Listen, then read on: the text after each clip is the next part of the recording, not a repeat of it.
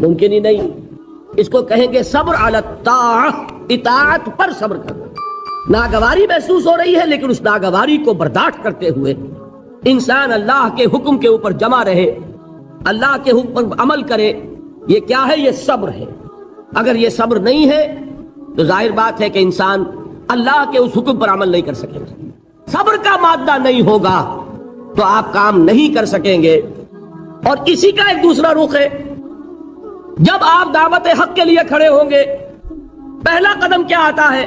استہزاء، تمسخر، مذاق اڑانا، جس کی میں مثال اب دینا چاہتا ہوں محمد الرسول اللہ صلی اللہ علیہ وسلم کی شخصیت سے.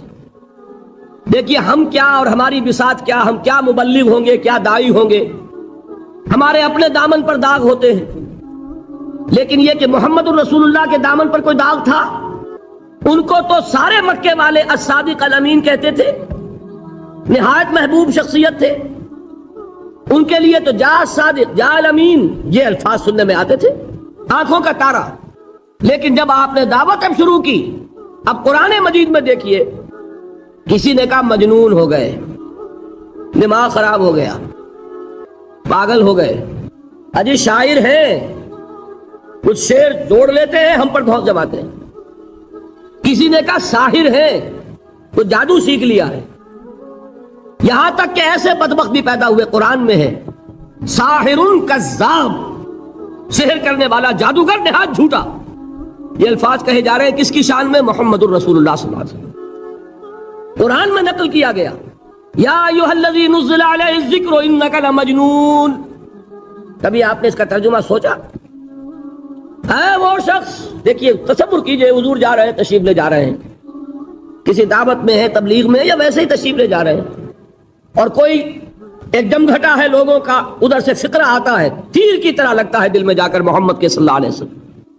اے وہ شخص جس کا یہ خیال ہے کہ اس پر کوئی ذکر نازل ہو رہا ہے، ہمارے خیال میں تو تمہارا دماغ خراب ہو گیا ہے. یا ایھا الذی نزل علیہ الذکر انک لمجنون، کہا کہ نہیں کہا؟ اور یہ نہ سمجھیے کہ حضور صلی اللہ علیہ وسلم کے قلب مبارک کو تکلیف نہیں ہوتی تھی. میں قرآن سے ثابت کروں گا، میں کہیں کوئی کہانیاں بیان نہیں کرنا چاہتا. قرآن نے کہا ہے وَلَقَدْ نَعْلَمُ أَنَّكَ يَضِيقُ صَدْرُكَ بِمَا يَقُولُونَ. اے نبی ہمیں خوب معلوم ہے صلی اللہ علیہ وسلم کہ جو کچھ یہ لوگ کہہ رہے ہیں اس سے آپ کا سینہ بھجتا ہے، یہ جو گھٹن ہوتی ہے، صدمہ ہوتا ہے. انکا یضیق صدرک بما یقولون، ہمیں خوب معلوم ہے کہ جو کچھ یہ باتیں آپ کو سننی پڑ رہی ہیں، یہ کڑوی کسیلی باتیں، یہ جو فکرے چست ہو رہے ہیں، استہزاء ہو رہا ہے، تمسخر ہو رہا ہے. سورہ حجر میں ہے، ایک جگہ کھڑے ہوئے لوگ قرآن کا مذاق اڑا رہے ہیں. بھائی فلاں آیت تم لے جانا، فلاں آیت میری ہوگی، اس کے ٹکڑے کر رہے ہیں، اس کے ٹکڑے حصے بکھرے کر کے ٹیما بنا کر ان آیات کا تمسخر اڑا رہے ہیں. ایک جگہ قرآن مجیدی میں مذکور ہے کہ فرشتوں کا مذاق اڑ رہا ہے. بھائی یہ دیکھو محمد نے کہا ہے صلی اللہ علیہ وسلم کہ جہنم پر تو کل 19 فرشتے ہیں، علیہا 19 قرآن میں آیت نازل ہوئی. ایک پہلوان کہتا بھائی 10 کو تو میں سنبھال لوں گا، باقی 9 کا تم انتظار کر لو. یہ باتیں آ رہی ہیں حضور کے کانوں میں. کلام الہی کے ساتھ کیا سلوک ہو رہا ہے، مجھ پر کیا فکرے چست کیے جا رہے ہیں، مجھ پر جس طریقے سے استہزاء اور تمسخر کا رویہ اختیار کیا گیا ہے. دل بھج رہا ہے، دل میں صدمہ ہے. دیکھیے سورہ نون ہے، اور میرے نزدیک یہ دوسری وحی ہے جو حضور پر نازل ہوئی ہے، اس کی ابتدائی آیات نون والقلم وما یسطرون ما انت بنعمت ربک بمجنون وَإِنَّ لَكَ لَأَجْرًا غَيْرَ مَمْنُونٍ وَإِنَّكَ لَعَلَىٰ خُلُقٍ عَظِيمٍ فَسَتُبْصِرُ وَيُبْصِرُونَ بِأَيِّكُمُ الْمَفْتُونُ إِنَّ رَبَّكَ هُوَ يَعْلَمُ بِمَنْ ضَلَّ عَنْ سَبِيلِهِ وَهُوَ أَعْلَمُ بِالْمُهْتَدِينَ. نون، قسم ہے قلم کی اور جو کچھ یہ لکھتے ہیں. اے نبی آپ اپنے رب کی نعمت سے مجنون نہیں ہیں. یہ کیوں کہا جا رہا ہے؟ حضور کو جو صدمہ پہنچا ہے وہی نازل ہوئی ہے دلجوئی کے لیے، تسلی کے لیے. آپ کیوں برا منا رہے ہیں؟ اے نبی آپ کیوں صدمہ اور رنج اور اندوہ محسوس کر رہے ہیں؟ ان بدبختوں کے کہنے سے کوئی آپ مجنون ہو جائیں گے؟ مانتا بے نعمت رب کا بھی مجنون وَإِنَّ لَكَ لَأَجْرًا غَيْرَ مَمْنُونٍ. آپ کو جو یہ صبر کرنا پڑ رہا ہے، آپ کو جو یہ جھیلنا پڑ رہا ہے، اس کی وجہ سے آپ کو وہ اجر ملے گا جس کا سلسلہ کبھی منقطع نہیں ہوگا. وَإِنَّكَ لَعَلَىٰ خُلُقٍ عَظِيمٍ، اور اے نبی آپ تو خلق عظیم کے حامل ہیں. آپ کا اخلاق، آپ کا کردار، آپ کی سیرت، آپ کی شخصیت میں طہارت، نفاست، پاکیزگی، آج تک دنیا نے کوئی پاگل، کوئی مجنون ایسا بھی دیکھا؟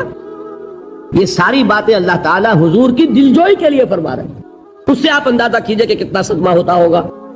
یہی ہے، اس ساری چیز کو جمع کیجئے تو یہ چیز کیا ہے؟ وَاصْبِرْ عَلَىٰ مَا يَقُولُونَ وَاهْجُرْهُمْ هَجْرًا جَمِيلًا، صبر کرو اے نبی، صبر کرو اے محمد صلی اللہ علیہ وسلم، جھیلو اور برداشت کرو اس پر جو یہ کہہ رہے ہیں.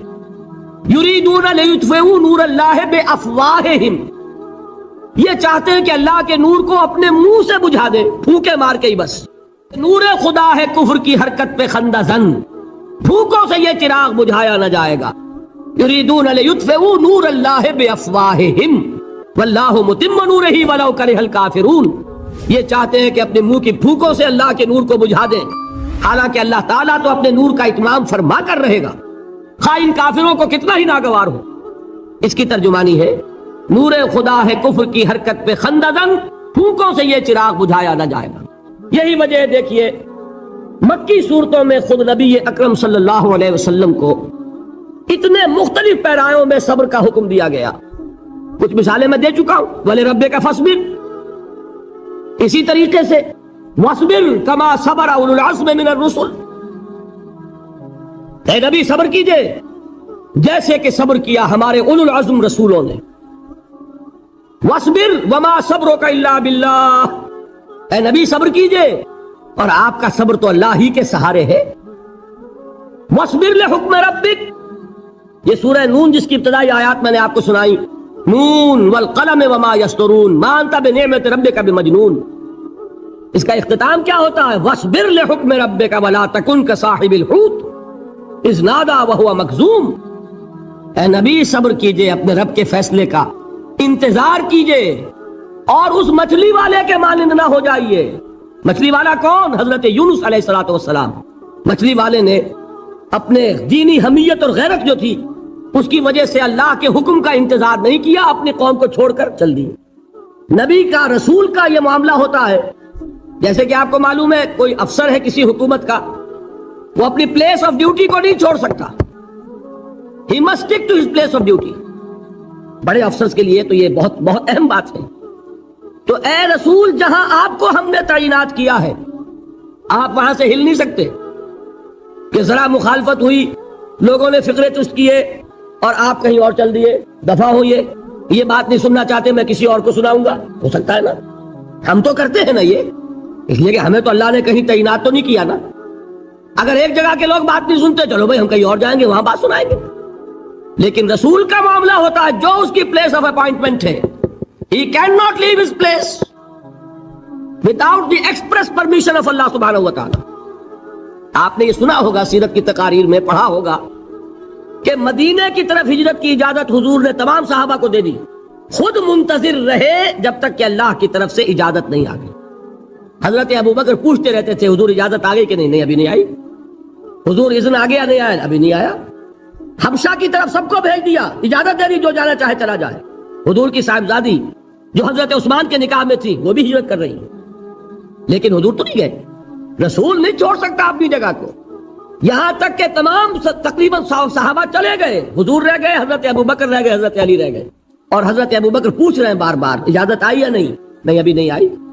حضرت عائشہ نے واقعہ بیان کیا کہ ایک روز اچانک دوپہر کے وقت ہم نے دیکھا کہ حضور نے اپنے پورے جسم کو ڈھانپا ہوا ہے، چہرے کو بھی کپڑے میں ڈھانکا ہوا ہے اور تشریف لا رہے ہیں. یہ اس میں تعجب کی بات یہ کہ عرب میں آج بھی آپ کو معلوم ہے کہ یہ چیز جو ہے ان کی روایات کے خلاف ہے کہ دوپہر کے وقت کوئی کسی سے ملنے جائے. یہ وقت جو ہے قیلولے کا ہے، آرام کا ہے. تو ٹھیک دوپہر کے وقت تشریف لائے حضور. آپ نے آ کے حضرت ابوبکر سے فرمایا کہ اجازت آ گئی ہے. حضرت ابوبکر نے بہت خوش ہو کر ایک بات کہی، حضور میں نے 2 اونٹنیاں تیار کی ہوئی ہیں. یعنی اب آپ وہ تو سوچتے تھے نا شاباش ملے گی کہ میں نے تیاری کی ہوئی ہے، میں نے 2 اونٹنیوں کو خوب کھلا پلا کے فربا کیا ہوا ہے، بڑی توانا ہے تاکہ ہم تیزی کے ساتھ سفر کر سکیں. حضور نے توقف کیا، فرمایا ہاں ٹھیک ہے، ایک اونٹنی میں استعمال کروں گا لیکن میں اس کی قیمت ادا کروں گا۔ حضرت ابو بکر کی آنکھوں میں آنسو آ گئے، روتے ہوئے کہا حضور مجھ سے یہ مغایرت، کیا یہ جان اور مال کسی اور کے لیے ہے؟ آپ مجھ سے بھی کہہ رہے ہیں میری اونٹنی جو ہے وہ بھی بلا معاوضہ آپ قبول نہیں فرما رہے۔ یہ ہے محمد الرسول اللہ کی غیرت اور حمیت کا بات۔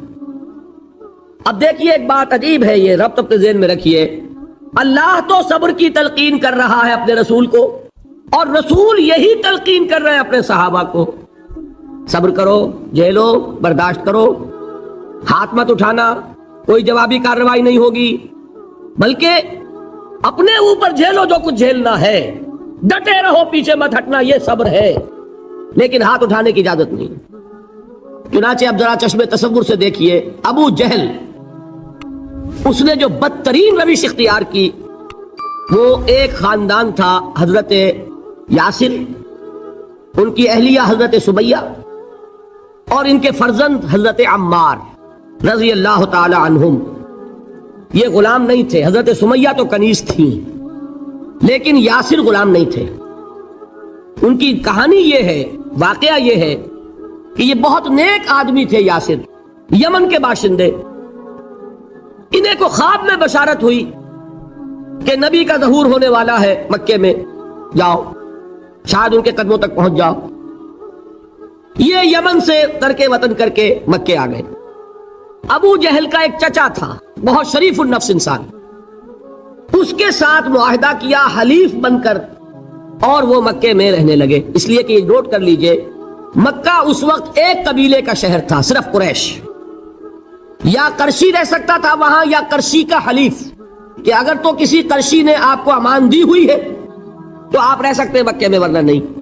یا تیسرے قرشی کا غلام، غلام تو ملکیت ہی ہے اس کی، جیسے بھیڑ بکری ہے کسی قرشی کی، اسی طرح اس کے غلام ہے۔ یہ تین کیٹیگریز تھی انسانوں کی مکے میں۔ اسی کو نوٹ کیجئے کہ جو بیچارے غلام تھے وہ سب سے زیادہ ستائے گئے، اس لیے کہ غلاموں کے تو حقوق ہی کوئی نہیں تھے۔ بلال غلام تھے، ابو فقی غلام تھے، زنیرہ ایک کنیز تھی، ان کو جو ماریں پڑی ہیں اس کا آپ کو معلوم ہے۔ حضرت بلال کے ساتھ جو کچھ امیہ ابن خلف نے کیا، کہ جس طریقے سے کہ حیوانوں کی لاشیں جو ہے کھینچ کر گھسیٹ کر لے جائی جاتی ہیں، ان کی گردن میں رسی ڈال کر گھسیٹتے، اسی طریقے سے حضرت بلال کے گردن میں رسی ڈال کر پھر دوپہر کے وقت مکے کی سنگلاخ گلیوں کے اندر گھسیٹا جاتا تھا۔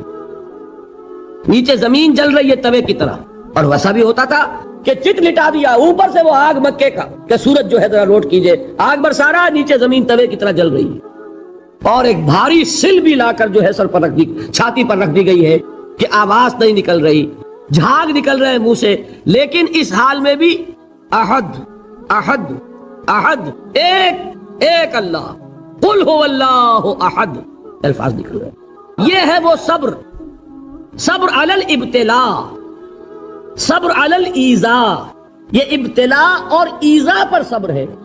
جھیلو، برداشت کرو، اس توحید پر قائم رہو، محمد کی رسالت کے اقرار کرتے رہو صلی اللہ علیہ وسلم، لیکن ہاتھ نہیں اٹھانا۔ اب میں آپ کو بتا رہا تھا یہ تو غلام تھے، یہ جو تھے یاسر یہ حلیف تھے، غلام تو نہیں تھے نا۔ البتہ وہ ابو جہل کے چچا کی کنیز تھی یہ سمیہ، انہوں نے اجازت لے کر ان سے نکاح کر لیا، یہ تو کنیز رہیں گی۔ بیٹا جو ہوا وہ بھی ایک طرح سے عدالت میں شریعت کے مطابق فیصلے ہو رہے تھے، قاضی تھے، مفتی تھے، شریعت نافذ تھی، اسلام کا برا، کیونکہ خود کہہ رہے ہیں علامہ کلب صادق کے ایک مفتی کے فتوے سے حضرت حسین کو قتل کیا گیا۔ اب وہ مفتی کی رائے، اس کی بدنیتی ہو، جو بھی ہو، وہ جانے، اللہ جانے، لیکن عام مسلمان کیا کریں؟ اس پہلو سے اسلام مرا نہیں تھا۔ ہاں ایک منزل گر گئی تھی، وہ گری نہیں، 1000 برس تک گری نہیں، یہاں تک کہ آ کر مغربی امپیریلزم نے اس کے گرایا، ملوکیت کا معاملہ ختم کیا، اور وہ جبرین ملوکیت دوسری آ گئی، ورنہ وہی سب بادشاہی چلی ہے۔ بلکہ دور بنو امیہ میں وہ بادشاہی پوری طرح اس نے بالوں پر نہیں نکالے تھے، اصل بالوں پر تو اس نے نکالے ہیں دور بنو عباس میں آ کر، اور پھر سلاطین جو ہے ترک، جو ترک خلفاء ان کا بھی بادشاہت تھی، اور کیا تھا، وہ خلافت تو نہیں تھی۔ تو یہ تو اسلام میں جو بھی نقص واقع ہو گیا تھا، کبھی واقع ہو گئی تھی، وہ جو کی توں برقرار ہے، اس کو بھی تسلیم کیا۔ میں اللہ کا شکر ادا کر کے کہتا ہوں کہ دونوں حضرات، دونوں شیعہ دانشور اور بڑی اعلیٰ سطح کے جو شیعہ عالم تھے انہوں نے اس بات کو تسلیم کیا اور میری اس بات کو چیلنج نہیں کیا.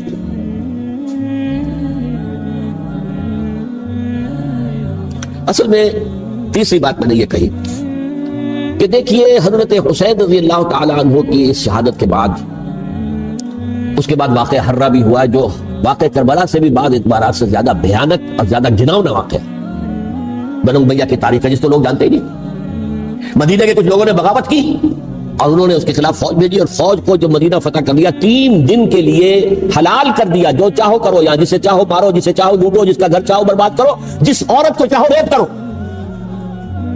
اور یہ مدینہ النبی کے اندر ہوا. تو کاٹ کھانے والی ملوکیت کے اندر بہت سے واقعات ہوئے. عبداللہ ابن زبیر کھڑے ہوئے، انہوں نے حکومت قائم کی تھی، لیکن یہ کہ وہ تو 6 سال کے لیے کامیاب بھی رہے، ایک حکومت قائم کی، بنو امیہ کے ہاتھ پر بیٹھ نہیں کی، بالآخر ان کی حکومت بھی ختم ہو گئی. پھر حضرت زید کھڑے ہوئے، انہوں نے بغاوت کی، وہ بھی ناکام رہے. پھر بنو عباس میں کھڑے ہوئے حضرت نفس زکیہ، حضرت حسن رضی اللہ تعالیٰ عنہ کی اولاد میں سے، وہ بھی ناکام ہو گئے، شہید ہو گئے. پھر یہ سمجھ لیا گیا کہ اب یہ جہاں تک 6ٹھی منزل ہے وہ تو دوبارہ تعمیر نہیں ہو سکتی. یہ تو جس کی لاٹھی اس کی بھینس، جس کے پاس طاقت ہوگی اس کی حکومت ہوگی، جس کا قبیلہ زیادہ قوی ہوگا، جس قبیلے میں زیادہ عصبیت ہوگی، مضبوط ہوگا، متحد ہوگا، طاقتور ہوگا، اسی کی حکومت ہوگی. البتہ اس کے نیچے لوگوں کے اخلاق کی اصلاح کرو. صوفیاء کرام نے وہ کام اپنے ذمہ لیا اور بالکل وہی کام ہے کہ جو ائمہ اہل بیت کرتے رہے. حضرت حسن کی اولاد میں، پھر حضرت علی بن حسین رضی اللہ تعالی، حضرت حسین کی اولاد میں، پھر امام محمد باقر، امام محمد جعفر صادق، اور اس کے بعد بھی 5 اور کسی نے بغاوت نہیں کی. جیسے علماء کرام کام کر رہے تھے اور جیسے صوفیاء کرام کام کر رہے تھے، ایسے ہی وہ مسلمانوں کی علمی تربیت، روحانی تربیت و تزکیہ کر رہے تھے. کسی نے حکومت کو چیلنج نہیں کیا. نوٹ کر لیجیے اس بات. حضرت علی نے بھی چیلنج نہیں کیا تھا، حضرت حسن نے چیلنج نہیں کیا، سلسلہ کر لی. تو ائمہ اہل بیت جو 12 یہ گنتے ہیں، جن میں سے آخری جو ہے حضرت مہدی کو تو ابھی ظاہر ہونا ہے، ان کے عقیدے کے مطابق وہ روپوش ہیں، وہ ظاہر ہوں گے. لیکن 11 حضرات کے بارے میں یہ کہ حضرت حسین کے سوا کسی نے بھی چیلنج نہیں کیا وقت کے دن، اور حضرت حسین نے بھی اس مغالطے پر کیا کہ کوفی ساتھ دیں گے اور یہ موقع ہے کہ یہ جو 6ٹھی منزل اسلام کی گر گئی ہے اسے دوبارہ تعمیر کر دیا جائے. انہوں نے خلافت کا دعویٰ نہیں کیا تھا، یہ انہیں عوام کو مغالطے میں مبتلا کیا گیا کہ یہ خلافت کا مدعی ہو کر سامنے ہے. جیسا کہ میں نے آپ سے کہا تھا، امیر معاویہ نے حضرت علی کے عہد خلافت میں کبھی خلافت کا دعویٰ نہیں کیا. مدعی خلافت نہیں تھے وہ تو یہ کہتے تھے کہ قاتلان حسین جو ہے، قاتلان عثمان کو سزا دو، قصاص دو، بس. اسی طرح حضرت حسین نے بھی، اب دیکھیے اس ضمن میں اس میں کوئی شک نہیں ہے، حضرت حسین رضی اللہ تعالی عنہ کی جو شہادت ہوئی ہے، ان کے ساتھیوں کی، اعزاء و اقارب کی، تاریخ انسانی میں یہ عزم، ہمت، شجاعت، مصابرت، صبر، استقلال، استقامت، اس کی بہت روشن مثال، بہت روشن مثال ہے، بہت روشن مثال.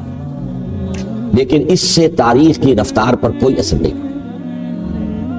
وہ جو ملوکیت آ گئی تھی وہ اور گہری سے گہری ہوتی چلی گئی. واقعہ کربلا کے بعد تو واقعہ ہرہ ہوا، میں نے گنوا دیا. اس سے زیادہ تو میرے خیال میں کہ اور ہمارے لیے لائق شرم جو ہے وہ واقعہ ہے ہی نہیں اس پہلو سے. لیکن حضرت حسین کا ایک، اب ان کو یہ کہ میں، مطلب یہ کہ اگر میں ان کے ہاتھ پر بیعت کر لیتا ہوں جو کہ اس وقت سامنے موجود تھے، کہ یزید کی بیعت تمہارے ہاتھ پر کرتا ہوں، تو گویا کہ اپنے آپ کو سرنڈر کر دیتے. وہی خطرہ جو امیر معاویہ کو تھا کہ مجھے وہ تو پہنچنے بھی نہیں دیں گے علی تک رضی اللہ تعالیٰ عنہ، اور مجھے پہلے ہی شہید کر دیں گے. یہی خطرہ حسین کو تھا رضی اللہ تعالیٰ عنہ کہ مجھے یزید تک پہنچنے نہیں دیں گے پہلے. تو دمشق میں جاؤ تو کوفے کے گورنر کے خلاف، کیونکہ دمشق کے گورنر کے خلاف بات کرو گے تو لوگوں کو معلوم ہوگا کہ یہ جھوٹ بول رہے ہیں. لیکن یہ کہ وہاں تو تم بات کرو کوفے کے گورنر کے خلاف اور مصر کے گورنر کے خلاف اور حضرت عثمان کے خلاف. مصر میں جاؤ تو بات کرو کوفے کے اور شام کے گورنر کے خلاف اور حضرت عثمان کے خلاف. یہ انہوں نے ایسا اٹھایا، اور اس زمانے میں آپ کو معلوم ہے ذرائع نشر و رسائی تھے نہیں، نہ اس فتنے کی پتہ چل سکا جب تک کہ وہ فتنہ جو ہے پوری طرح برگ و بار لا کر تراور درخت نہیں بن گیا. اس کے نتیجے میں حضرت عثمان رضی اللہ تعالیٰ عنہ شہید ہوئے، اور خلیفہ پھر حضرت علی رضی اللہ تعالیٰ عنہ کو انہی سوائیوں نے، جنہوں نے گھیراؤ کیا تھا، جنہوں نے حضرت عثمان کو شہید کیا ہے، یہی حضرت علی رضی اللہ تعالیٰ عنہ کے ارد گرد ہوئے. اور حضرت علی رضی اللہ تعالیٰ عنہ بھی نہیں چاہتے تھے خلافت کی بیعت لینا، لیکن آخر کیا کرتے؟ کیا وہ امت کو بغیر خلیفہ کے چھوڑ دیتے؟ حضرت زبیر سے کہا گیا، انہوں نے نہیں مانا، رد کر دی بات. حضرت طلحہ سے کہا گیا، انہوں نے نہیں مانا. حضرت علی سے کہا گیا، اب عشرہ مبشرہ میں سے یہی تو تھے نا، لہذا انہوں نے تسلیم کر لیا، خلافت ہو گئی. لیکن اس کے بعد جو خانہ جنگی ہوئی ہے، اس خانہ جنگی کے نتیجے میں نوٹ کر لیجئے کہ 1 لاکھ کے قریب مسلمان ایک دوسرے کی تلواروں اور نیزوں اور برچھیوں اور تیروں سے ہلاک. یہ ہماری تاریخ کا تاریخ ترین باب ہے. 5 سال 4.5 سال حضرت علی کی خلافت کے اور 6 مہینے حضرت حسن کی خلافت رضی اللہ تعالیٰ عنہ. اس سے کیا ہوا کہ ایک طرف تو اسلام کی جو توسیع ہو رہی تھی، تھمتا نہ تھا کسی سے سیل رواں ہمارا، وہ سیلاب ہو گیا، انٹرنل سیبوٹاج ہو گئی نا. تو اندر ہی آپسی میں تو اگر دستوں گریبان ہو گئے تو باہر اب کیا توسیع کرتے، وہ توسیع کا عمل ہو گیا. اور یوں سمجھیے کہ جیسے ٹرک اگر کبھی چل رہا ہو، بھرا ہوا ہو لوڈنگ، اور وہ چڑھائی چڑھ رہا ہو، تو اگر کہیں موشن ٹوٹ جائے، ٹرک کو رکنا پڑے، تو ڈرائیور کے جان پر بن جاتی، اس لیے کہ اس کو دوبارہ سٹارٹ کرنا، اور جبکہ وہ چڑھائی پر ہے، انکلائن پر آسان کافی خطرہ ہوتا ہے وہ پیچھے جو ہے وہ نہ جائے. اور پہاڑی علاقوں میں آپ کو معلوم ہے ذرا پیچھے چلے جانے کا مطلب جو ہے بہت خطرناک جو ہے نتیجہ نکل سکتا ہے. بہرحال حضرت علی رضی اللہ تعالیٰ عنہ نے اپنے خلافت میں ایک کام یہ کیا. اب اس کی کیا مصلحتیں تھیں یہ تو انہی کے علم میں ہوگا، ہم قیاس کر سکتے ہیں، میں اس میں نہیں جانا چاہتا. ابھی تک خلافت کا مرکز تھا مدینہ منورہ، حضرت ابوبکر، حضرت عمر، حضرت عثمان، وہیں جہاں حضور صلی اللہ علیہ وسلم رہے تھے اور جہاں پر کہ حضور مدفون تھے. لیکن حضرت علی نے اپنا مرکز جو ہے وہ کوفہ. اچھا، اس کی ایک ظاہری وجہ یہ سامنے آتی ہے کہ اسلام کا جو پھیلاؤ ہو گیا تھا، وہ سلطنت اتنی وسیع ہو گئی تھی کہ مدینہ منورہ بہت جنوب میں اور بڑے صحرا کو عبور کر کے جانا ہوتا تھا. کوفہ جبکہ ایسی مقام پر تھا کہ جہاں سے مشرقی راستہ جا رہا ہے ایران کو، عراق کے اندر تو ہے وہ شہر کوفہ، اور ایران اور خراسان اور ہندوستان کو راستہ جا رہا ہے، وہیں سے شمال کی طرف جا رہا ہے، شام کی طرف اور ترکی کی طرف، اور وہاں سے پھر یہ کہ مغربی افریقہ کو بھی کنٹرول کرنا، جو شمالی افریقہ کو بھی آسان تھا. بہرحال حضرت علی نے کوفہ کو اپنا مرکز بنایا، اور نتیجہ یہ ہوا کہ سبائیوں کا بھی مرکز وہی بن گیا، چونکہ انہوں نے اپنے آپ کو گردا گرد رکھا حضرت علی کے رضی اللہ تعالیٰ. اب ظاہر بات ہے کسی پرٹیکولر پرسن کے خلاف تو کوئی مقدمہ موجود تھا نہیں، بلکہ جب جنگ جمل ہو رہی تھی، ابھی جنگ نہیں ہوئی تھی، حضرت عائشہ، حضرت طلحہ، حضرت زبیر وہ لے کر آئے تھے لشکر اس مطالبے کے لیے کہ حضرت عثمان کے قاتلوں کو سزا دی جائے، قصاص لیا جائے. حضرت علی رضی اللہ تعالیٰ عنہ سے گفت و شنید ہو رہی تھی. حضرت علی جو ہے اس پر آمادہ ہو گئے کہ ٹھیک ہے، میں جو بھی قاتلین عثمان ہیں ان کو گرفتار کر کے سزا دوں گا. این اسی وقت کوفے کی مسجد کے اندر جو ہے 10,000 کا مجمع کھڑا ہو گیا، ہم سب قاتل عثمان ہیں، لو ہم سے بدلہ کاس لو. اور انہوں نے کیا کیا، جاتے ہی جنگ چھیڑ دی. جب چھڑ جائے تو یا مرو یا مارو، اس کے سلاوت کو چارہ کام ہوتا ہی نہیں. ایک رات میں 10,000 مسلمان شہید ہوئے، جن میں 2 عشرہ مبشرہ میں سے حضرت زبیر اور حضرت طلحہ رضی اللہ تعالیٰ. تو یہ صورت تھی، سبائیوں نے گھیراؤ کیا حضرت علی کا رضی اللہ تعالیٰ. حضرت معاویہ دعوے دار نہیں تھے خلافت کے، قطعاً نہیں. ان کا صرف ایک دعویٰ تھا، اور وہ یہ تھا کہ عثمان کے قاتلوں کو گرفتار کرو، یا خود سزا دو یا ہمارے حوالے کرو، ہم اس سے قصاص لیں گے.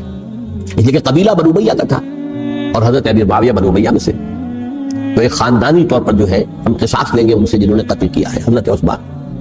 لیکن یہاں ظاہر بات ہے کہ حضرت علی رضی اللہ تعالیٰ عنہ کی طرف سے مطالبہ یہ ہوتا تھا تم پہلے میری بیعت کرو، میرے ہاتھ مضبوط کرو تاکہ میں ان کے خلاف کوئی اقدام کر سکوں. لیکن انہیں یہ اندازہ تھا کہ اگر میں نے بیعت کی تو ظاہر بات ہے کہ حضرت علی تک پہنچنے سے پہلے مجھے گردن بڑھا دیں گے، اس لیے کہ سبائی جو ہے وہ آپ کو گھیرے ہوئے. بہرحال ایک عجیب الجھاؤ، ایک ڈائلیما تھا جس کی وجہ سے یہ جنگ چلتی رہی.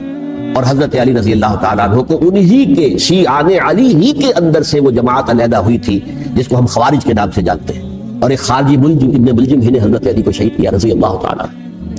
پھر حضرت حسن رضی اللہ تعالیٰ عنہ، اب دیکھیں کس قدر صحیح بات تھی جو حضرت علی رضی اللہ تعالیٰ عنہ نے فرمائی جب ان سے کہا گیا کہ کیا ہم آپ کے بیٹے حسن کے ہاتھ پر بیعت کر لیں گے رضی اللہ تعالیٰ عنہ. فرمایا نہ میں تمہیں اس کا حکم دیتا ہوں نہ میں اس سے روکتا ہوں، یہ تمہارا معاملہ ہے، امرہم شورا بینہم، تم اپنے باہمی مشورے سے جو فیصلہ کرو گے ٹھیک ہے، میں نہ حکم دیتا ہوں نہ روکتا ہوں. اس کا کیا مطلب ہے؟ باپ کے بعد بیٹے کی خلافت ہرگز حرام نہیں ہے، ورنہ کہتے کیسے ہو سکتا میرا بیٹا؟ نہیں، یہ نہیں کہا. حضرت عمر سے بھی کہا گیا تھا کہ اپنے بیٹے کو نامزد کر دیں، عبداللہ ابن عمر کو، تو انہوں نے جواب میں کیا کہا؟ اسے تو طلاق دینی بھی نہیں آتی. انہوں نے اپنی کسی زوجہ کو طلاق دی تھی، اور اس میں جو صحیح ترین طریقہ ہے وہ اختیار نہیں کیا تھا. انہیں طلاق دینے تک نہیں آتی تو میں اسے خلیفہ بنا دوں. یہ نہیں کہا تھا کہ باپ کے بعد بیٹا خلیفہ نہیں ہو سکتا، یہ تو نہیں تھا، کہیں حرام نہیں ہے، نہ کتاب و سنت میں، نہ کوئی حدیث ہے، نہ کہیں قرآن مجید میں. تو حضرت علی نے بھی فرمایا رضی اللہ تعالیٰ، نہ میں روکتا ہوں نہ حکم دیتا ہوں، یہ تمہارا اپنا معاملہ ہے. بہرحال حضرت حسن رضی اللہ تعالیٰ عنہ نے حضرت امیر معاویہ سے صلح کر لی، خلافت ان کے سپرد کر دی. دیکھیے میں حضرت ابوبکر، حضرت عمر، حضرت عثمان، حضرت علی کے ساتھ حضرت حسن کے دور خلافت کو بھی خلافت راشدہ میں سے سمجھتا ہوں، اور تبھی 30 سال پورے ہوتے ہیں اس حدیث کے مطابق کہ حضور نے فرمایا خلافت 30 برس رہے گی پھر ملوکیت آ جائے۔ تو حضرت حسن کا بہت بڑا کارنامہ یہ ہے کہ اس خانہ جنگی کا دروازہ بند کر، اور یہ پیشن گوئی تھی حضور کی صلی اللہ علیہ وسلم۔ حضرت حسن جو بچے تھے حضور کے انتقال سے پہلے، میرا یہ بیٹا مسلمانوں کے 2 گروہوں میں صلح کرائے، یہ حضور کی پیشن گوئی تھی، اور وہ پیشن گوئی حضرت حسن کے علم میں بھی ہوگی یقین۔ بہرحال انہوں نے صلح کی حضرت امیر معاویہ کے ساتھ رضی اللہ تعالیٰ عنہ، خلافت ان کے حوالے کر دی، اور کچھ شرائط تھی طے ہو گئی، اللہ اللہ فیصلہ۔ حضور کی تو یہ پیشن گوئی جو ہے صحیح ثابت ہوئی کہ میرا یہ بیٹا مسلمانوں کے 2 بڑے گروہوں کے درمیان صلح کرا دے، اور سبائیوں نے انہیں تانے دیے، یا عار المومنین، اے مومنوں کے لیے موجب عار، موجب شرم، تم نے بزدلی دکھائی، تم نے امیر معاویہ کو خلیفہ تسلیم کر لیا، تم نے بزدلی دکھائی، معاذ اللہ ثم معاذ اللہ ثم معاذ۔ اب میں کچھ باتیں حضرت امیر معاویہ کے بارے میں کہنا چاہوں، اس لیے کہ وہاں اس میں میں نے حضرت معاویہ کے بارے میں یہ تو بہت شدت کے ساتھ کہا تھا، اور میں اب بھی اس پر قائم ہوں اور پوری طریقے سے قائم ہوں۔ میرا مستقل موقف یہی ہے کہ حضرت معاویہ رضی اللہ تعالیٰ عنہ کے دور خلافت کو ہم خلافت راشدہ میں شامل نہیں سمجھتے، اہل سنت میں سے کوئی بھی نہیں سمجھتا، لیکن اس کے ساتھ میں نے حضرت امیر معاویہ کے کچھ مناقب بھی بیان کیے تاکہ پلڑا جو ہے ترازو کا اس کے دونوں پلڑے سامنے آئے، لیکن یہ کہ وہ حصہ میرے اس بیان کا نکال دیا، ختم کر دیا گیا۔ یہ میں نہیں جانتا کہ اس میں کیا مصلحت دیکھی گئی ہے، اس میں تو کسی کے لیے کوئی معاملہ ایسا نہیں تھا کسی کے جذبات کو جو ہے وہ ٹھیس پہنچانے والا، کیونکہ میں نے کہا وہ خلیفہ راشد نہیں تھے، صاف میں نے کہا، بلکہ وہ دور ملوکیت کا آغاز ان سے ہو گیا۔ بلکہ جب ایک صاحب نے یہ کہا کہ کربلا کے بعد سے دور ملوکیت آ رہی تھی، تو میں نے کہا نہیں جناب، دور ملوکیت تو 20 سال پہلے پوری ہو چکی تھی، شروع ہو چکی تھی۔ حضرت امیر معاویہ کے بھی 20 سال میں وہ دور ملوکیت میں شمار تھے۔ انہیں کسرا العرب بھی کہا گیا، عرب کے کسرا جو شہنشاہ ایران کا خطاب تھا، حضرت معاویہ رضی اللہ تعالیٰ عنہ کو کسرا العرب کہا گیا، عرب کا کسرا یہ۔ لیکن دوسری طرف یہ ہے کہ وہ صحابی رسول تھے رضی اللہ تعالیٰ، حضور کے برادر نسبتی بھی ہیں، حضور کے سالے ہیں، ان کی ہمشیرہ ام حبیبہ حضور کی زوجہ محترمہ ہے، ام المومنین ہے، ام حبیبہ رضی اللہ تعالیٰ۔ پھر کس قدر معتمد علیہ تھے حضور کے کہ کاتبان وحی میں شامل تھے، وحی کی کتابت کرنے والے چند لوگ تھے جنہیں کہ حضور کہتے تھے کہ اب یہ آیت لکھ لو، ان میں سے ایک امیر معاویہ بھی رضی اللہ تعالیٰ۔ تو بڑے توازن کی ضرورت ہے۔ دیکھیے صحابہ کرام کا جہاں تک تعلق ہے، اہل سنت کا موقف یہ ہے کہ صحابہ تو کلہم عدول، صحابہ سب کے سب نیک نیت تھے، اور ان کی روایت جو ہے قبول کی جائے گی، رد نہیں کی جائے گی، ان پر کوئی جرح و تعدیل نہیں ہوگی، اس لیے کہ ان کا تزکیہ محمد رسول اللہ صلی اللہ علیہ وسلم نے کیا تھا۔ لہذا یہ تو ہو سکتا ہے کہ کسی صحابی سے کوئی خطا ہو جائے، لیکن وہ خطا اجتہادی ہوگی، نیت کی خطا نہیں، نیت کی غلطی نہیں۔ اگر کسی صحابی کی نیت پر حملہ کیا جائے تو یہ اصل میں طعن ہے، حملہ ہے حضور پر کہ وہ تربیت دے نہیں سکے اپنے ساتھیوں کو، معاذ اللہ ثم معاذ اللہ ثم معاذ اللہ، وہ تزکیہ کر ہی نہیں سکے۔ 3 جگہ جو قرآن میں آیا ہے یتلو علیہم آیاتہ ویزکیہم، تو کیا تزکیہ کیا؟ اگر ان کے قریب ترین ساتھی جو تھے، اگر ان کے اندر بھی بدنیتی تھی اور دنیا کی طلب تھی اور دنیا کے اندر اقتدار حاصل کرنے کا جذبہ تھا، تو پھر کیا تزکیہ کیا؟ معاذ اللہ ثم معاذ اللہ۔ لہذا صحابہ سب کے سب عدول ہیں، اور ان سے اختلاف ممکن ہے، لیکن ان کی نیت پر حملہ نہیں ہو سکتا۔ تو حضرت امیر معاویہ کی شخصیت ایک چیز ہے، آپ کا دور خلافت دوسری چیز ہے۔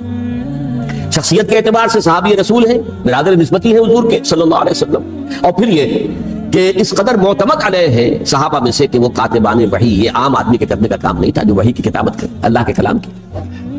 البتہ یہ ہے کہ جیسا کہ میں نے عرض کیا، ان کا دور خلافت راشدہ نہیں ہے، وہ ملوکیت کا دور ہے۔ یہ میں نے جیسے عرض کیا، میں نے ایک صاحب نے جب یہ کہا کہ ملوکیت شروع ہو رہی تھی، میں نے کہا شروع نہیں ہو رہی تھی، ملوکیت تو 20 سال پہلے شروع ہو چکی تھی۔ اسی طریقے سے ایک صاحب نے کہا تھا اسلام کو قائم کرنے کے لیے حضرت حسین میدان میں آئے، میں نے کہا یہ بھی غلط ہے، اسلام تو 60 سال پہلے قائم ہو چکا تھا، نبی اکرم صلی اللہ علیہ وسلم کے دستے مبارک سے اسلام قائم ہو گیا، جعل الحق وزهق الباطل ان الباطل كان زهوقا، پھر 30 برس تک وہ کامل شکل کے اندر قائم رہا۔ تو اسلام جو ہے وہ در حقیقت اب قائم کرنے والی بات نہیں تھی، البتہ اس کے اندر زوال شروع ہو گیا تھا، تو زوال کے عمل کو روکنے کے لیے حضرت حسین میدان میں آئے۔ یہ تو ایک چیز کو صحیح تاریخی پرسپیکٹو میں رکھنا، تو جس طرح سے دین کو قائم کرنے کے لیے نہیں، قائم تو کیا محمد رسول اللہ صلی اللہ علیہ وسلم والذین معہ رضی اللہ تعالیٰ عنہ، انہوں نے کیا تھا۔ ہاں اب جو ہے وہ اپنی اس شاندار حیثیت سے نیچے گرنے لگا تھا، وہ میں بعد میں عرض کروں گا کہ میں نے اسے کیا عرض کیا تھا کہ یہ اس سوال کو روکنے کے لیے کسی طریقے سے یہ اپنی اصل حقیقت میں قائم رہے، یہ حضرت حسین رضی اللہ تعالیٰ عنہ کی سعی تھی۔ اچھا، حضرت امیر معاویہ کے جو 20 سال ہیں وہ پورے امن، سکون، اطمینان، کوئی جھگڑا، کوئی فساد، کوئی اختلاف، کوئی باہمی خانہ، کچھ 20 سال، یہ بھی تاریخ کی بڑی چشم کشا حقیقت ہے جو عام طور پر لوگوں کے علم میں نہیں ہے۔ سبائی بھی دبکے رہے، حضرت امیر معاویہ کی حکومت اتنی مضبوط تھی، کنٹرول، کہ ان کو کچھ سر اٹھانے کا موقع نہیں ملا۔ موجود تھے، دبکے رہے، جیسے کہ میں نے کہا ریولوشن کے آخری مرحلے پر آ کر جو مخالفین ہیں وہ دب جاتے ہیں کہ پھر دیکھیں گے موقع ملے گا تو پھر لیں گے ان سے حساب کتاب۔ 20 سال رہے ہیں پورے امن کے۔ 10 سال کے بعد یعنی درمیان میں ہے حضرت امیر معاویہ کا عہد خلافت۔ ایک صحابی جو کہ بزرگ صحابہ میں سے ہے، مغیرہ ابن شعبہ رضی اللہ تعالیٰ عنہ، وہ آتے ہیں اور وہ کہتے ہیں کہ دیکھیے امیر المومنین، کتنی بڑی خانہ جنگی رہی تھی مسلمانوں کی آپس میں، اور اب بھی اگر آپ کسی کو نامزد کیے بغیر چھوڑ گئے امت کو تو پھر خانہ جنگی ہو جائے۔ 1 لاکھ اس وقت جو ہے وہ ہلاک ہوئے تھے، نہ معلوم اب کتنے ہلاک، لہٰذا آپ اپنی زندگی ہی میں نامزد کر دیجئے کسی کو خلیفہ، ولی عہد بنا دیجئے۔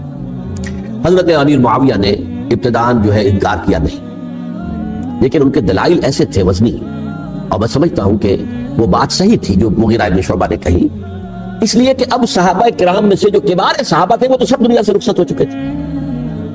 اب تو یا صغار صحابہ رہ گئے تھے جو حضور کے زمانے میں بچے تھے، حضرت حسن، حضرت حسین، عبداللہ ابن زبیر، یہ بچے تھے نا، یا تو وہ تھے، اور یا بالکل نو مسلم تھے، اور نو مسلموں میں بڑی تعداد وہ تھی جو ایرانیوں کی تھی، شامیوں کی تھی، ادھر کی تھی، ادھر کی تھی، تو ان کو تو ظاہر بات ہے کہ تربیت نبوی سے کیا خلافت راشدہ سے بھی اکثر و بیشتر کو حصہ ملا ہی نہیں۔ تو اس صورت میں اب وہ اعلیٰ ترین معیار پر حکومت کے نظام کو قائم کرنا ممکن نہیں ہے۔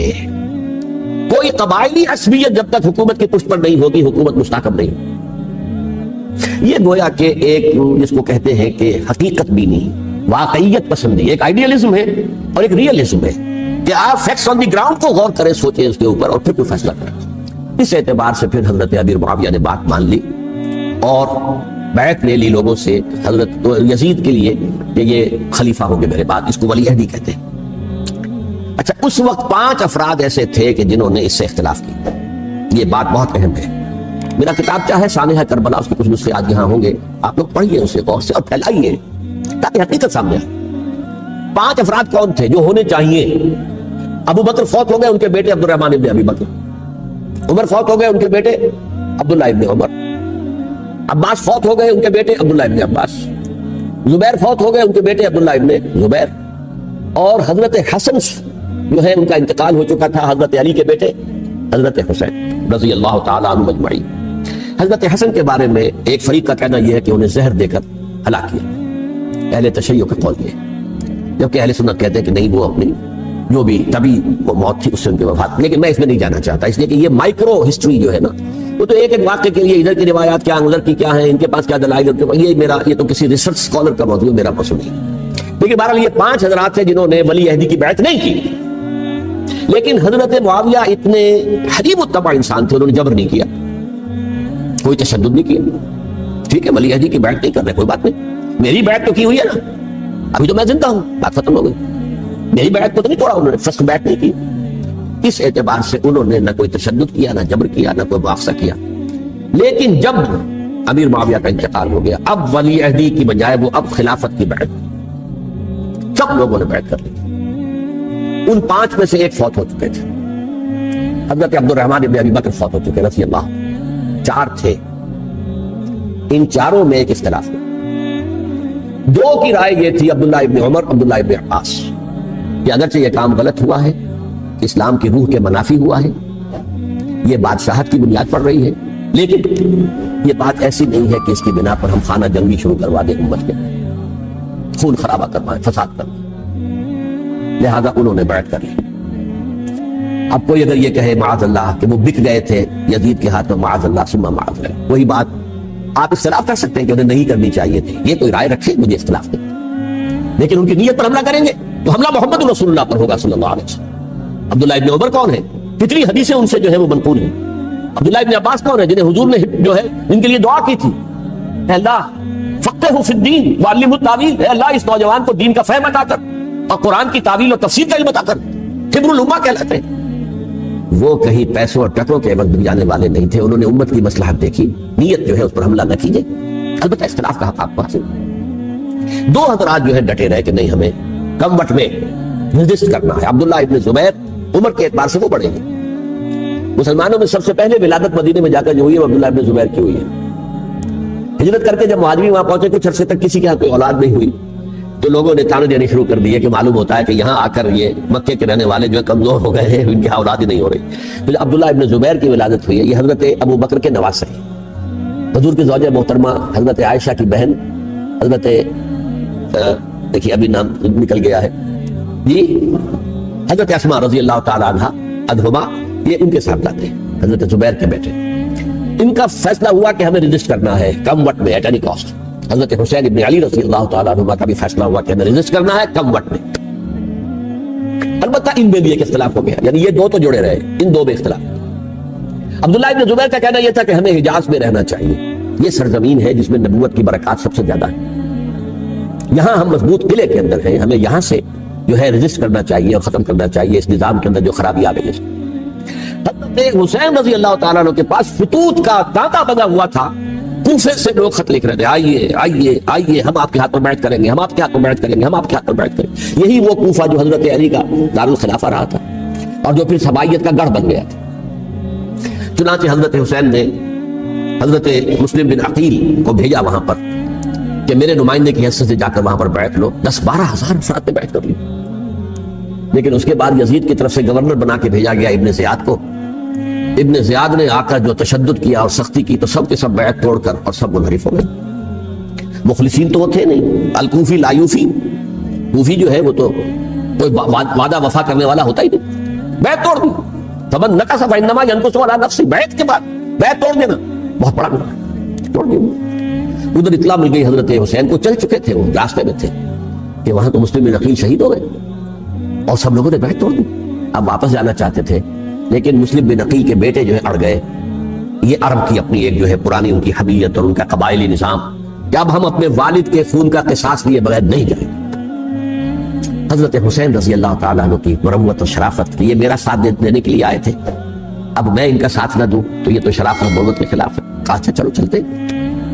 وہاں جا کر بھی عین اپنے میدان کے اندر بھی حضرت حسین رضی اللہ تعالیٰ عنہ نے 3 چیزیں پیش کی ان کوفیوں کے لشکر کے خلاف. سب سے بڑا لشکر کے اندر سب سے بڑے تو کوفی تھے جنہوں نے بیعتیں کی ہوئی تھی حضرت حسین کے ساتھ. دیکھو مجھے جانے دو واپس حجاز کی طرف, یا مجھے سرحدوں پر بھیج دو تاکہ میں کافروں کے ساتھ جنگ کرتے ہوئے اپنی جان دے دوں, یا مجھے یزید کے پاس جانے دو, میں اپنا معاملہ اس سے طے کر لوں. لیکن کوفیوں کو یہ گوارا نہیں تھا. اگر یہ یزید کے پاس پہنچ گئے تو ہمارا کچا چٹھا بیان کر دیں گے کہ مجھے تو ان لوگوں نے برگلا کر بلایا تھا. اس لیے کہ دیکھیے حضرت امیر معاویہ کے 20 سالوں کے دوران میں بتا چکا, ان کی حکومت اتنی مستقل تھی کہ اس کے خلاف کوئی فتنہ اٹھانا ممکن نہیں تھا. اب کیونکہ چینج اوور ہوا تھا, اور چینج اوور میں آپ کو معلوم ہوتا ہے کہ ایک جس کو کہتے ہیں every thing is in the melting پاٹ, ابھی تو یہ درمیان کے اندر معاملہ ہے, تو انہیں موقع ملا, سر اٹھایا حضرت حسین رضی اللہ تعالیٰ عنہ کو. جو خطوط لکھے ہیں جس کے تھیلے کے تھیلے اور بوریوں کی بوریاں بھری ہوئی حضرت حسین کے ساتھ تھی, وہ کہا کہ آئیے ہم آپ سے بیعت کریں گے. انہوں نے نہیں مانا. اور اصل میں حضرت حسین کے قاتل وہ کوفی ہیں, وہ بزدل, وہ منافق, جنہوں نے بیعت کر کے بیعت توڑی. اور اب وہ آ گئے کہ اگر یہ حسین رضی اللہ تعالیٰ عنہ بچ کر کہیں یزید کے پاس پہنچ گئے تو پھر ہمارا کچا چٹھا جو ہے وہ سامنے آ جائے گا اور ہماری پھر شامت آ جائے گا. لہٰذا انہوں نے قتل کیا حضرت حسین کو رضی اللہ تعالیٰ. ایک بات جو علامہ ڈاکٹر قلب صادق نے فرمائی, اور مجھے میرے علم میں یہ بات پہلے نہیں تھی, وہ یہ کہ حضرت حسین کے قتل کا فتویٰ ایک بہت بڑے مفتی نے دیا تھا. یہ بات بھی ذرا سمجھ لیجیے. حضرت حسین رضی اللہ تعالیٰ عنہ کے قتل کا فتویٰ بہت بڑے مفتی نے دیا تھا. کیوں دیا تھا؟ اس لیے کہ حضور کی احادیث موجود ہیں کہ جب ایک شخص کی ایک خلیفہ کی بیعت ہو جائے تو دوسرا اگر کھڑا ہو تو اسے قتل کرتا. کھلی حدیث. اسی لیے ایک بہت بڑے مفسر بھی ہیں, فقیہ بھی ہیں, قاضی ابن العربی رحمۃ اللہ علیہ. ایک ابن عربی ہیں الف لام کے بغیر, ابن عربی, وہ بہت بڑے صوفی ہیں, فلسفی ہیں, اندلس کے ہیں. یہ قاضی ابن العربی ہیں جنہوں نے قرآن کی ایک تفسیر لکھی ہے اس اعتبار سے کہ صرف ان آیات کی تفسیر جن سے کہ فقہی احکام جو ہے ان کا استنباط ہوتا ہے. یہ دو تفسیریں اس طور سے لکھی گئی ہیں قرآن مجید کی. احکام القرآن کا نام ہے دونوں کا. ان میں سے ایک جو ہے قاضی ابن العربی کی ہے. ان کا ایک جملہ نقل ہوتا ہے, قتل الحسین بسیف جدہ, حسین قتل ہو گئے اپنے ہی نانا کی تلوار سے. وہ تلوار کیا تھی؟ جب کسی کی بیعت ہو چکی ہو پھر کوئی کھڑا ہو مدعی خلافت. میرے نزدیک حضرت حسین مدعی خلافت نہیں تھے. یہ بات اس وقت سامنے لوگوں کے نہیں آئی, بلکہ حکومت نے یہ باور کرا دیا کہ یہ تو باغی ہے, یہ مدعی ہے خلافت کے. انہوں نے تو دعویٰ نہیں کیا خلافت, وہ تو صرف اس عمل کو روکنے کے لیے میدان میں آئے تھے. اور اس بات کو اچھی طرح سمجھ لیجئے کہ اس وقت تک یہ جو تصور آج ہمارے پاس ہے کہ ریاست علیحدہ ہے, حکومت علیحدہ ہے, state of Pakistan, we are loyal to the state of Pakistan, ہم ریاست پاکستان کے وفادار ہیں, گورنمنٹ آف پاکستان کے وفادار نہیں ہے. We are not loyal to the government. Government تو کبھی بے نظیر کی تھی, ہم اس کے خلاف تحریک چلا رہے تھے, یا کبھی کسی اور کی تھی اس کے خلاف تحریک چل رہی ہے, یا کبھی ضیاء الحق کی تھی اس کے خلاف تحریک چل رہی ہے. گورنمنٹ کو بدلنا تو عوام کا حق ہے. آج اس وقت نہیں تھا, اس وقت ریاست اور حکومت کا کوئی فرق نہیں تھا. لہذا جو حکومت سے اختلاف کرے گویا کہ باغی ہے. یہ ہے اصل میں وہ پیچیدہ مسئلہ کہ کیوں کسی مفتی نے فتویٰ دے دیا. اس لیے کہ اس وقت تک ریاست اور حکومت کا فرق واضح نہیں تھا دنیا پر. یہ تو ابھی 100-150 سال کی بات ہے کہ آج ہمارا جو پولیٹیکل سائنس کا ایولیوشن ہوا ہے وہ اس اسٹیج تک پہنچ گیا ہے کہ اسٹیٹ علیحدہ ہے, حکومت علیحدہ ہے. حکومت تو اسٹیٹ کے 3 آرگنز میں سے ایک آرگن ہے. ایڈمنسٹریشن حکومت کی ہے, جوڈیشری ہے اور لیجسلیچر ہے. 3 آرگنز ہیں بڑے بڑے, ان میں سے ایک ہے. تو حکومت کو بدلنا تو عوام کا حق ہے, چاہے وہ ووٹ کے ذریعے بدلے چاہے ایجیٹیشن. اگر پورا من ایجیٹیشن ہے اس سے حکومت کو بدلنے کا حق حاصل ہے دستوری طور پر ہر اعتبار سے. اس وقت یہ نہیں تھا. لہذا صورتحال یہ بن گئی کہ حکومت وقت نے باور کرا دیا مسلمانوں کو. ورنہ سوچئے نواسۂ رسول کو قتل کرنا کوئی آسان کام تھا. آخر سب کلمہ گو تھے کہ نہیں تھے؟ کلمہ گو تو تھے نا, اور حضور سے عقیدت و محبت میں کبھی. لیکن یہ کہ فتویٰ, اگر ایک بہت بڑے مفتی کا, جو کہ حضرت علامہ ڈاکٹر قلب صادق صاحب نے فرمایا, مجھے اس مفتی کا نام بھی معلوم نہیں, کہ ایک مفتی ہی کا فتویٰ تھا جس کے بنا پر اب ان لوگوں نے حضرت حسین کو قتل کیا. اور یہی وجہ ہے کہ انہوں نے پھر خیموں کو بھی آگ لگا دی. بھائی حالانکہ دیکھیے اگر دشمنی کا انتقام ہوتا تو حضرت علی بن حسین جو بیمار تھے, جو بعد میں زین العابدین رحمت اللہ علیہ کے نام سے, پھر یہ اہل تشیع کے چوتھے امام معصوم ہیں, حضرت علی, حضرت حسن, حضرت حسین, اور پھر حضرت علی بن حسین زین العابدین رحمت اللہ علیہ, کیا تو بھی قتل کر دیتے؟ حضرت حسین کی نسل ہی ختم ہو جاتی. لیکن دیکھیے آگ کیوں لگائی؟ آگ اس لیے لگائی کہ وہ جو ڈاکومنٹری پروف ہے ہماری غداری کا یزید کے خلاف حضرت حسین کو جو ہم نے دعوت دی, وہ جو ڈاکومنٹری پروف خطوط کی شکل میں موجود ہے وہ ختم ہو جائے. اس کے لیے انہوں نے خیموں میں آگ. بہرحال یہ ہے تاریخی پس منظر, یہ اسی سبائی فتنے کا تسلسل ہے جس نے سب سے پہلے حضرت عثمان کی جان لی رضی اللہ تعالیٰ. 5 سال تک مسلمانوں میں خانہ جنگی رکھی, حضرت علی کو پھر شہید کیا, اور اس کے بعد جو ہے 20 سال حضرت امیر معاویہ کے تو سر نہیں اٹھا سکے.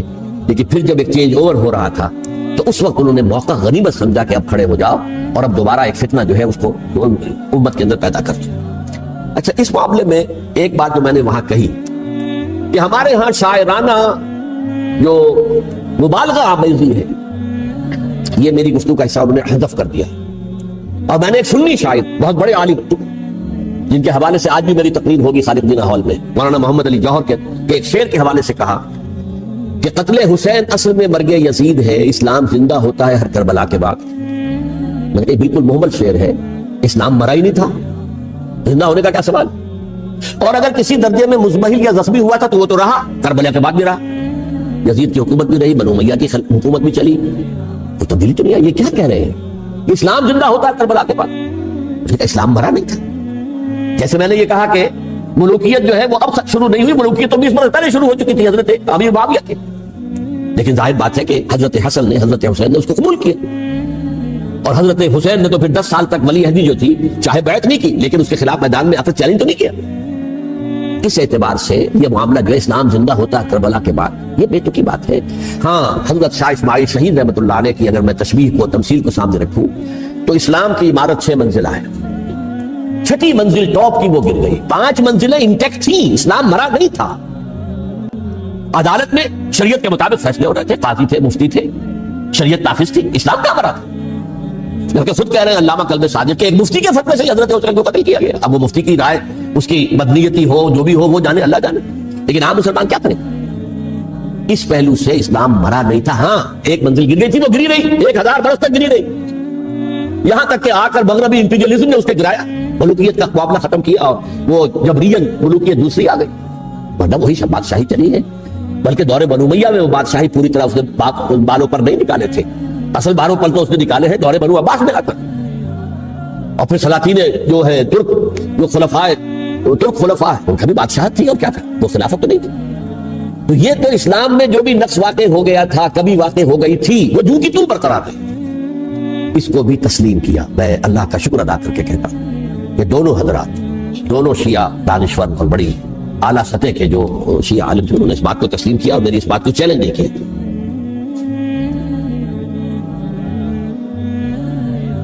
اصل میں تیسری بات میں نے یہ کہی کہ دیکھیے حضرت حسین رضی اللہ تعالی عنہ کی اس شہادت کے بعد, اس کے بعد واقعہ حرہ بھی ہوا, جو واقعہ کربلا سے بھی بعض اعتبارات سے زیادہ بھیانک اور زیادہ گھناؤنا واقعہ بنو امیہ کی تاریخ ہے, جس کو لوگ جانتے ہی نہیں. مدینہ کے کچھ لوگوں نے بغاوت کی اور انہوں نے اس کے خلاف فوج بھیجی, اور فوج کو جو مدینہ فتح کر لیا, 3 دن کے لیے حلال کر دیا, جو چاہو کرو, یہاں جسے چاہو مارو, جسے چاہو لوٹو, جس کا گھر چاہو برباد کرو, جس عورت کو چاہو ریپ کرو. اور یہ مدینہ النبی کے اندر ہوا. تو کاٹ کھانے والی ملوکیت کے اندر بہت سے واقعات ہوئے. عبداللہ ابن زبیر کھڑے ہوئے, انہوں نے حکومت قائم کی تھی, لیکن یہ کہ وہ تو 6 سال کے لیے کامیاب بھی رہے, ایک حکومت قائم کی, بنو امیہ کے ہاتھ پر بیٹھ نہیں کی, بالآخر ان کی حکومت بھی ختم ہو گئی. پھر حضرت زید کھڑے ہوئے, انہوں نے بغاوت کی, وہ بھی ناکام رہ گئے. پھر بنو عباس میں کھڑے ہوئے حضرت نفس زکیہ, حضرت حسن رضی اللہ تعالیٰ عنہ کی اولاد میں سے, وہ بھی ناکام ہو گئے, شہید ہو گئے. پھر یہ سمجھ لیا گیا کہ اب یہ جہاں تک 6ٹھی منزل ہے وہ تو دوبارہ تعمیر نہیں ہو سکتی. یہ تو جس کی لاٹھی اس کی بھینس, جس کے پاس طاقت ہوگی اس کی حکومت ہوگی, جس کا قبیلہ زیادہ قوی ہوگا, جس قبیلے میں زیادہ عصبیت ہوگی, مضبوط ہوگا, متحد ہوگا, طاقتور ہوگا, اسی کی حکومت ہوگی. البتہ اس کے نیچے لوگوں کے اخلاق کی اصلاح کرو. صوفیاء کرام نے وہ کام اپنے ذمہ لیا, اور بالکل وہی کام ہے کہ جو ائمہ اہل بیت کرتے رہے. حضرت حسن کی اولاد میں, پھر حضرت علی بن حسین رضی اللہ تعالی, حضرت حسین کی اولاد میں, پھر امام محمد باقر, امام محمد جعفر صادق, اور اس کے بعد بھی 5 اور, کسی نے بغاوت نہیں کی. جیسے علماء کرام کام کر رہے تھے اور جیسے صوفیاء کرام کام کر رہے تھے, ایسے ہی وہ مسلمانوں کی علمی تربیت, روحانی تربیت و تزکیہ کر رہے تھے. کسی نے حکومت کو چیلنج نہیں کیا. نوٹ کر لیجیے اس بات. حضرت علی نے بھی چیلنج نہیں کیا تھا, حضرت حسن نے چیلنج نہیں کیا, سب صلح کر لی. تو ائمہ اہل بیت جو 12 یہ گنتے ہیں, جن میں سے آخری جو ہے حضرت مہدی کو تو ابھی ظاہر ہونا ہے, ان کے عقیدے کے مطابق وہ روح پوش ہیں, وہ ظاہر ہوں گے. لیکن 11 حضرات کے بارے میں یہ کہ حضرت حسین کے سوا کسی نے بھی چیلنج نہیں کیا موت کے دن, اور حضرت حسین نے بھی اس مغالطے پر کیا کہ کوفی ساتھ دیں گے, اور یہ موقع ہے کہ یہ جو 6ٹھی منزل اسلام کی گر گئی ہے اسے دوبارہ تعمیر کر دیا جائے. انہوں نے خلافت کا دعویٰ نہیں کیا تھا, یہ انہیں عوام کو مغالطے میں مبتلا کیا گیا کہ یہ خلافت کا مدعی ہو کر سامنے آیا. جیسا کہ میں نے آپ سے کہا تھا, امیر معاویہ نے حضرت علی کے عہد خلافت میں کبھی خلافت کا دعویٰ نہیں کیا, مدعی خلافت نہیں تھے. وہ تو یہ کہتے تھے کہ قاتلان حسین جو ہے, قاتلان عثمان کو سزا دو, قصاص دو, بس. اسی طرح حضرت حسین نے بھی, اب دیکھیے اس ضمن میں اس میں کوئی شک نہیں ہے, حضرت حسین رضی اللہ تعالی عنہ کی جو شہادت ہوئی ہے, ان کے ساتھیوں کی, اعزاء و اقارب کی, تاریخ انسانی میں یہ عزم, ہمت, شجاعت, مثابرت, صبر, استقلال, استقامت, اس کی بہت روشن مثال, بہت روشن مثال ہے, بہت روشن مثال. لیکن اس سے تاریخ کی رفتار پر کوئی اثر نہیں. وہ جو ملوکیت آ گئی تھی وہ اور گہری سے گہری ہوتی چلی گئی. واقعہ کربلا کے بعد تو واقعہ حرہ ہوا, میں نے گنوا دیا. اس سے زیادہ تو میرے خیال میں کہ اور ہمارے لیے لائق شرم جو ہے وہ واقعہ ہے ہی نہیں اس پہلو سے.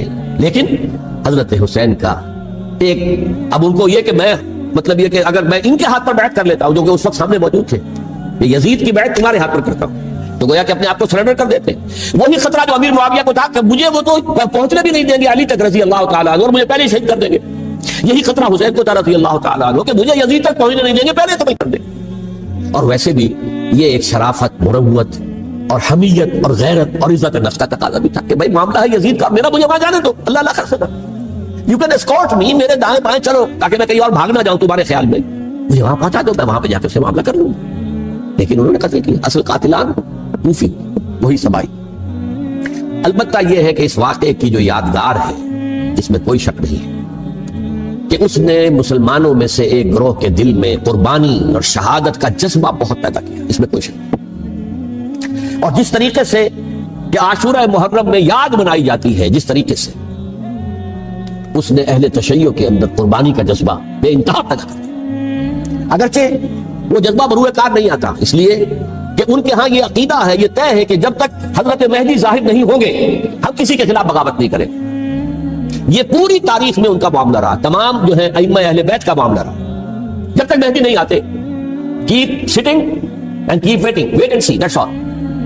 یہ تو خمینی صاحب نے کیا ہے، آیت اللہ خمینی صاحب نے، کہ انہوں نے یہ ایران کے شیعوں کو باور کرایا کہ بھائی جب آئیں گے حضرت مہدی آ جائیں گے، لیکن ہم اب ہاتھ پر ہاتھ رکھے بیٹھے رہے، باطل کو چیلنج بھی نہ کریں، ہمیں کچھ تو کرنا چاہیے، وہ ہاتھ پاؤں ہلانے چاہیے، اور کچھ نہیں تو مہدی کا راستہ جو ہے صاف کرنا چاہیے، تمہید کرنی چاہیے، ان کے لاسا ہموار کیا جائے۔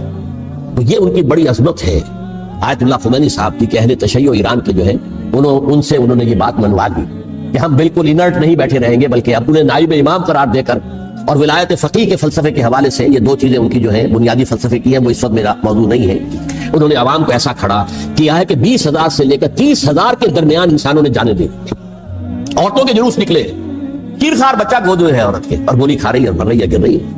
اب سوچیے زندگی کتنی عزیز ہوتی ہے، اور چیرخوار بچے کے لیے ماں کی جو زندگی ہے، اس ماں کو اپنی زندگی کتنی عزیز تر ہوگی کہ اپنے لیے نہیں تو اس بچے کے لیے مجھے جینا ہے، لیکن نہیں، گولیاں کھائیں گری۔